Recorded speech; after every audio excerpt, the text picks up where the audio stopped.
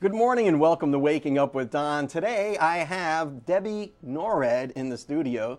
You know, she's one of the owners of Independent Appliance here in town. And I got to tell you, I think that small businesses like this are the backbone of America. So let's meet Debbie and what the heck's going on at Independent Appliance. A place is called Independent Appliance, but you don't sell appliances. No, but What's up with that, Debbie? Well, we started out selling used appliances many years ago in 1982. My husband started the business, but we evolved into a repair service. We are probably one of the biggest service companies in Bay County, and we also sell new appliance parts, and we help do-it-yourselfers, people that want to repair it themselves, come in and buy their parts from us, and we try to guide them in the right direction. If we feel like they're buying a part that's not going to fix their appliance, if they're just kind of guessing, we have enough knowledge on the staff that we can kind of guide them in a different direction and say, that's probably not going to fix that, you know. So we like to kind of get involved in the repair with them. We want to save them money. We don't want them to buy a part that they don't need. You know, we live in a disposable society, Yes. and a lot of times something breaks and you chuck it. But if you're an average Joe, like me, like most of us are, and your dryer breaks and you need a heating element, I mean, where do you go? Well, And why should you buy a new one? I mean, really? Well, a lot of people like to preserve their appliances, and most repairs like that are economical, and especially if you're going to be able to do it yourself. And that is a quite simple repair of replacing a heating element. That's why I was able to do it. It was really simple. But some people just don't want to mess with it at all. They don't have time, or they don't have the knowledge, or their health is bad, or so they need help, and they can call us. We set up a repair to come out to their home, and So you'll come out and fix it too? yes. Well, that's awesome. That's an economical I option. won't, but we do have techs. Oh that no, will. I wanted you. Otherwise, I'm not going to call. No. But no. But seriously, you know, when you look at something like a washer and dryer, for most families, you know, that's a pretty big investment, and then you expect to get some time out of these things. How long do you think you should expect your dryer or washing machine to last? I mean, is it a reasonable expectation to say 10 years before things start going bad? Nowadays, probably 8 to 10 years is really good. Years ago, you know, it would have been 15 to 20 years, but a lot of things are made out of plastic nowadays, and the quality is just not there. And you got a lot of trendy things too, like you know, like saving water, saving electricity. We had front loaders for a while, hated them, couldn't wait to get rid of it. But Yeah, that's a they're whole other beautiful show. appliances. Oh, they're pretty, yeah. I actually have a front loader, but I would be open to having my top loader back. But yes, they're very expensive to repair. They do have a lot of issues with the boards, and the tub gaskets get the mold and mildew around Yeah, it, and that we was our see that a issue. lot. But you know, people love them. They're gorgeous appliances, and they're Yeah. very expensive, so they look good in the home. But when it comes to repairing them, they don't love the prices that they have to pay to repair them. But a lot of people will, because they invested quite a bit of money in them to begin with. They'll continue to invest in them because they see it as an investment. So, I mean, Forget about getting clothes clean. It's pretty and it costs a lot, you know. So let's continue to keep it in the home. We got to run off to the local weather right now. But on the other side of that, let's talk about some of your appliance adventures that you have out there at Independent Appliance. I'm talking with Debbie Norred, and we're going to go to your local weather, brought to you by the West Pittman Law Firm. westpittmanlawfirm.com. Good morning and welcome back. I'm having my morning sip of coffee with Debbie Norred from Independent Appliance. Yes, this is Deja Brew Coffee, best coffee on the beach. Excuse me a minute, Debbie. Good coffee, right? So when people's appliances break, their first impulse is either to go buy a new one or try and fix it themselves. If I wanted to fix an appliance, do I call you? Do I go to a website? What do I do to learn more about you guys? Either way, we do have a website, and it's www.independentappliance.com, or you can call us at, do you want me to give the number? Yeah, of course. 850-763-0656. It's not a secret number, is it? No. Okay, what's that number again? It's very publicized. 850-763-0656. Okay, so we could even get some advice over the phone. Yes, we do give advice over the phone. And your husband is an expert at this stuff, right? He is. He's like the master technician there. And what's your husband's name? Mike. So I could just call that number, talk to Mike, and say, "Hey, Mike, my Finnegan pin is rubbing up against my Murphy rod. What do I do?" And he'll Absolutely. and he'll talk me he through it. will figure it out. Now, I would not figure it out. I would be like, "Let me transfer you to Mike," but he amazes me how he can figure out what people are talking about. And that's the way they talk. They have this foreign language where, like, that thingamajig, and he knows exactly what the thingamajig is, and he steers them in the right direction. And well, you know, if you look at the inside of a washer or a dryer, you're going to see a lot of wiring, a lot of circuits. You're going to see pipes. You're going to see all kinds of crazy stuff. And if you're a layman, it could be overwhelming. And you'll come out and fix it for me if I'm absolutely. You can call us or go to the website and send us a message. If you call in, we'll tell you if you want to know about pricing. We'll tell you about pricing. Different things are different prices. We have different service calls for different areas. But it's always a little cheaper or less expensive to do it yourself, isn't it? Yes, you save on labor, you save the service call, you know. So if you're halfway handy, it's probably worth a phone call. Yes. To go down, get the part, and try and fix it yourself. And we have the largest inventory of parts, appliance parts in Bay County. And if you don't have it, you can order it, right? Right, usually 1 to 2 days. If we don't have it, we can have it for you. And good old Mike will talk us through it. Yes. Debbie Norred, thanks so much for coming on the show and telling us about Independent Appliance. Good luck to you and Mike in your business. And you guys are welcome back anytime. And keep those washers and dryers and everything humming, will you? We'll do it. All right, and we'll be right back after your Max Biz tip from Zenobia. Hi, good morning. Welcome back to Wakin Up with Don. I'm Zenobia Andrews, your business system strategist, and I'm excited to bring you your max out moment, your max out tip for today. And today's tip is low cost options to start your business. Isn't that amazing? Low cost options to start your business. And one tip for that is I use a resource. It's a website. It's called Fiverr, Fivver, and what they do is they help you with the marketing, they help you with the management of your business. If you need a flyer, if you need a brochure, anything like that, they can do it for a cost of only $5. Can you believe it? $5. Make sure you check them out. It's called Fiverr. Another website that I use, it's called Hootsuite. Hootsuite, yes, get in the game of using Hootsuite. Hootsuite is amazing. If you have a Facebook page, a Twitter, Instagram, LinkedIn, Google Plus pages, all of those marketing social sites, you want to have one domain, one place where you can go to manage all those sites. Hootsuite, it's absolutely free, right? We love free. We love low-cost options. Tap into Hootsuite. In addition to that, my last point is Elance. Elance is another social media managing site as well. It also helps you with your marketing, your advertising as well, and you bid contractors for the work that you need done. Listen, this is your max out moment for today. I am your girl Zenobia, your business system strategist. I would love for you to connect with me. I would love to serve you if you need help in your business. You can reach me at my website, www.zenoviaandrews.com. You can find me on Twitter. You can find me on Instagram. You follow me, I follow you back. Have a great day. I'm here at Forest Park Animal Hospital with Dr. Favaloro, and he's going to give me some, we usually get pet tips, but you know, I live near a lake, and there's all kinds of creepy crawly things up there. Absolutely. What are some of the snakes we should be on the lookout for? Well, you know, right now it's starting to warm up, and so the snakes are starting to move.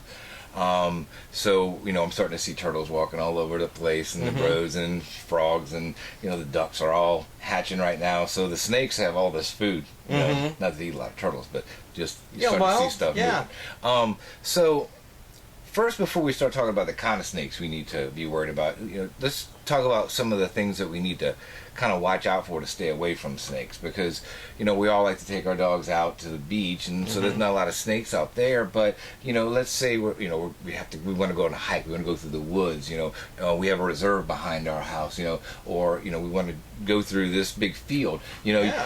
Snakes like to be hidden. They're not real social creatures. They don't want to intermingle with us. So they won't come after us aggressively unless they feel threatened, as a general rule. So if your dog is running through the woods or running out by like a body of water, like fresh water, and they're sticking their heads into holes Bushes and under and stuff, rocks and yeah. stuff like that, I mean, You're kind of asking for trouble, if those right? snakes are in there Yeah. and they just see a big dog nose come through, they're gonna hit it. I was walking through the woods with my son one day, and there was this big old snake just laying right in the middle of the path. And you could just tell he was just sunning himself and getting his body temp up for the day. We were Absolutely. like, what do we do? And so, snakes can strike, but they can only strike half their body width. So if if you're not close enough, you can take your time. You can kind of avoid where they are and hold on to your dog, because your dog is not going to be, kid. Or your kid. They're going to want to be curious. They're going to want to find out. A lot of them are very aggressive. I've got a lot of dogs who have killed a lot of snakes before the snake killed them. Wow. So, you want to have a good hold of them. And if you're walking and you hear a rattle, make sure you try to identify where that rattle is. Just kind of steer so clear that of you them, can too. steer clear of it. Exactly right. But the biggest thing we get, pygmy rattlers. They bite Real a lot aggressive, aren't they? of dogs and cats. And if people don't think about cats, but cats are predatory creatures by nature. There's nothing that you're going to be able to do to stop a cat unless it just doesn't want to from going after a snake. And cats are generally pretty small. And so a lot of the things that affect the outcome of a snake bite has to do with the size of the snake and the size of the patient, how much venom was injected. So the bigger the snake, the more the venom. Well, actually, the smaller the snake, the more potent the venom.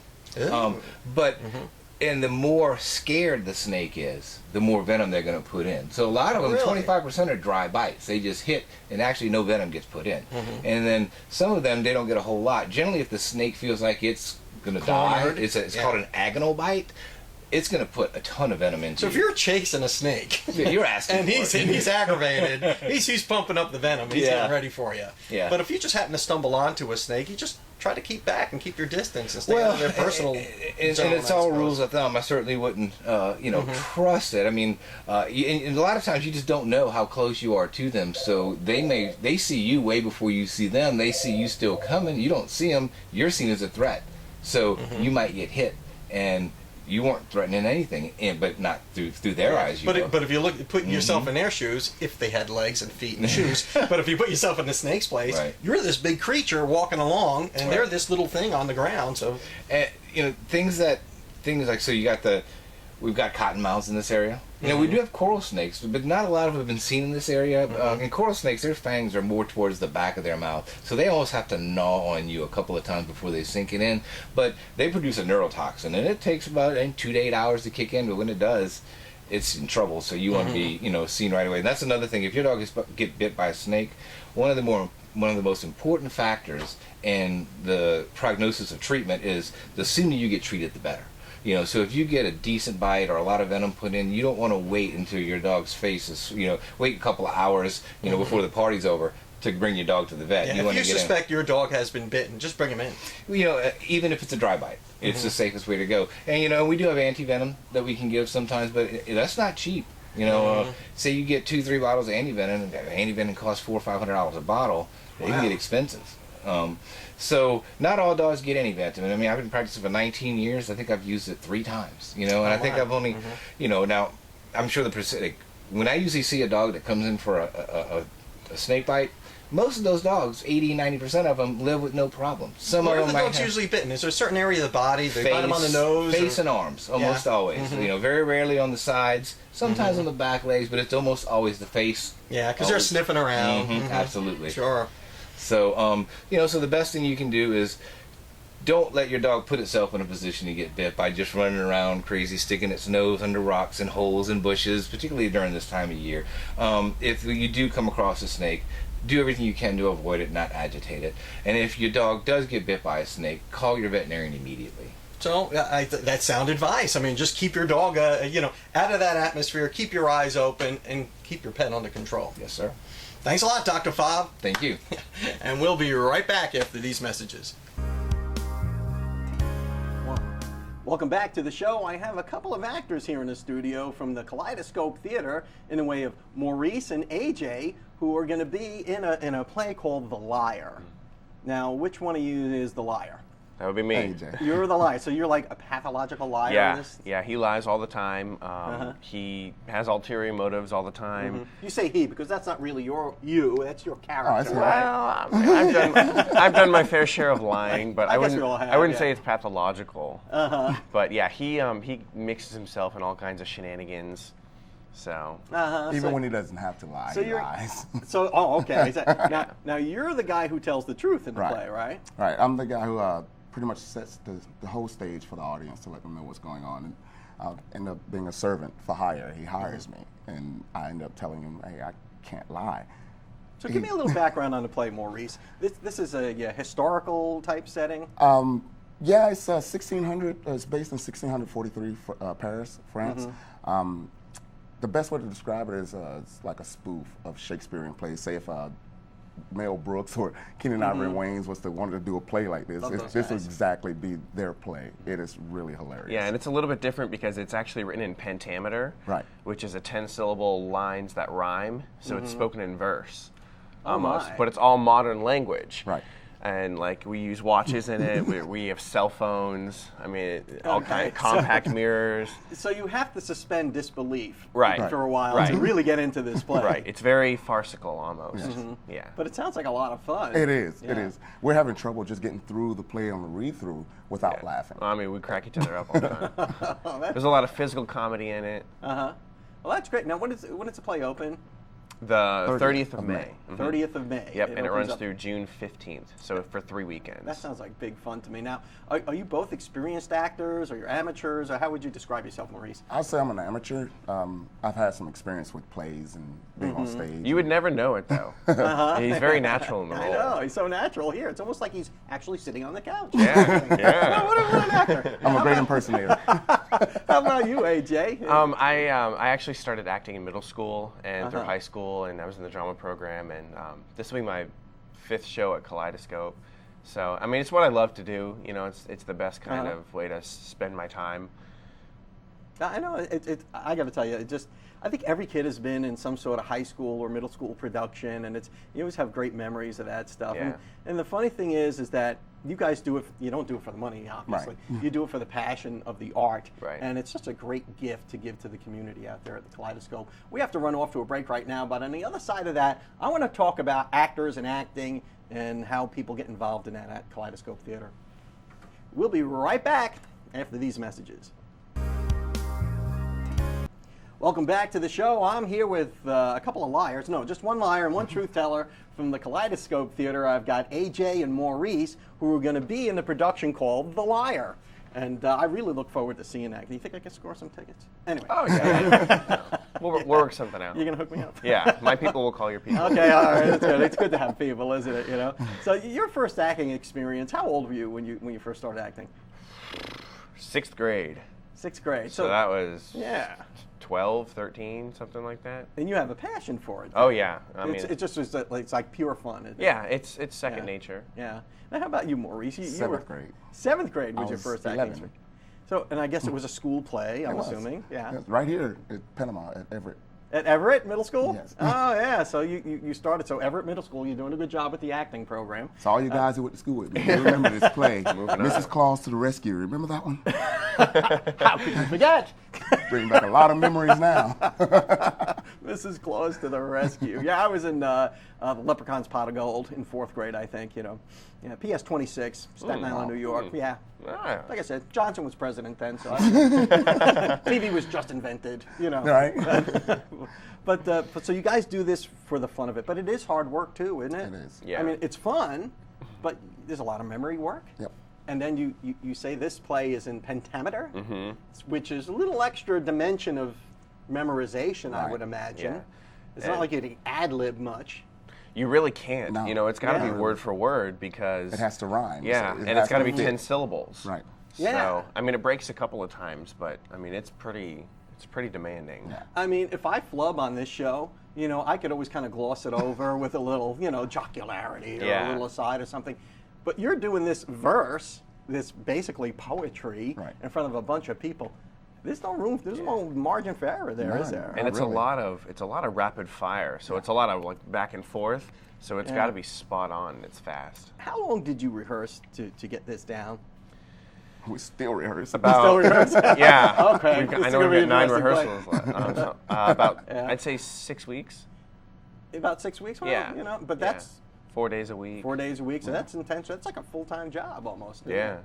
I mean, Yeah. you're putting it, if you know, how long do you do it? I mean, is it 30 hours a week, 20 hours a week of rehearsal? I mean, rehearsal's only about maybe 3 15 hours. Okay. a week total, All right. maybe, at most. But you guys can get it down. You know, actors are just so different than regular people, and I always enjoy. And I say that with great respect, but I always enjoy having actors on the show. And Well, you have to be practically insane to be an actor. yeah, practically, not You do. certifiable, but practically. Right. Functionally. Gentlemen, thank you so much for coming on the show. I look forward to seeing The Liar on May 30th. May 30th. May yep, 30th through at the June Kaleidoscope 15th. Theater. Okay. And each weekend following. And each weekend thereafter. Thank you so much for coming on the show, and we look forward to seeing the play. And we will see you next time.